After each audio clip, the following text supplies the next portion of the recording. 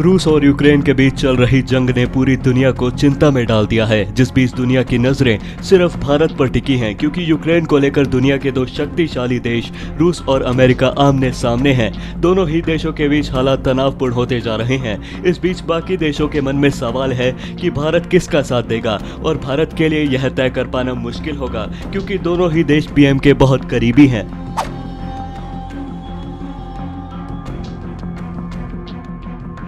गुरुवार को भारत देश के प्रधानमंत्री नरेंद्र मोदी ने राष्ट्रपति व्लादिमीर पुतिन से कॉल पर बात की और यूक्रेन पर हो रहे हमले को रोकने की अपील की। पीएम ने कहा कि रूस और नेटो के बीच मतभेदों को केवल ईमानदार बातचीत के जरिए सुलझाया जा सकता है।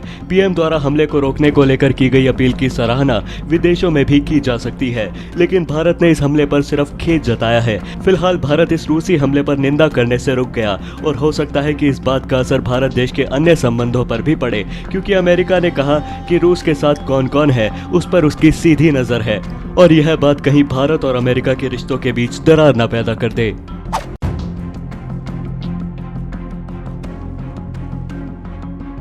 फिलहाल भारत ने दोनों ही देशों के बीच संतुलन बनाते हुए मामला संभाल रखा है। न ही भारत ने रूस के खिलाफ कुछ कहा और न ही कोई ऐसी बात कही जिससे अमेरिका के साथ संबंधों पर कोई असर पड़े। पीएम की लोकप्रियता के कारण मौजूदा हालात में अमेरिका और रूस दोनों ही देश भारत का साथ चाहते हैं।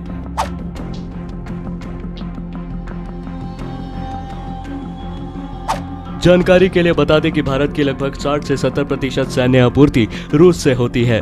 ऐसे में अगर रूस से भारत की बातचीत बिगड़ती है तो भारत को भारी नुकसान हो सकता है। और जो सबसे बड़ा चिंता का विषय है वो ये है कि अगर पीएम मोदी ने अमेरिका का साथ दिया तो चीन और पाकिस्तान रूस के साथ मिलकर भारत के लिए एक बड़ी मुसीबत खड़ी कर सकते हैं, जिसका सामना कर पाना बहुत मुश्किल होगा। वहीं दूसरी ओर अगर पीएम मोदी ने रूस के राष्ट्रपति का साथ दिया तो भारत के अमेरिका के साथ साथ अमेरिका के करीबी देशों से भी संबंध खराब हो सकते हैं, जिसका अंजाम भी भारत के लिए अच्छा नहीं होगा। लिहाजा भारत के लिए रूस के साथ किस तरह संबंध रखने हैं और किस तरह की कूटनीति अमेरिका और रूस के बीच बनानी है, यह जानने वाली बात होगी। लेकिन फिलहाल भारत इस मामले में फूंक कर कदम रखेगा।